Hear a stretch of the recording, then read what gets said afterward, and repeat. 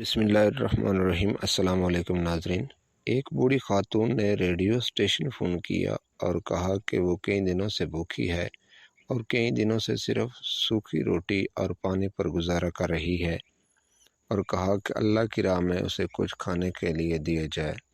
ایک منکر خدا بھی اس کی گفتگو سن رہا تھا۔ اس کو ایک مزاح کی عادت سوجھی۔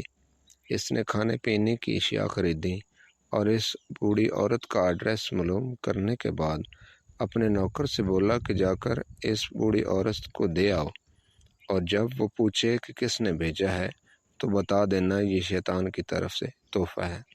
وہ بوڑھی عورت اتنا زیادہ کھانا دیکھ کر بہت خوش ہوئی اور جلدی اپنے گھر کوئی کونے میں جا کر رکھنے لگی۔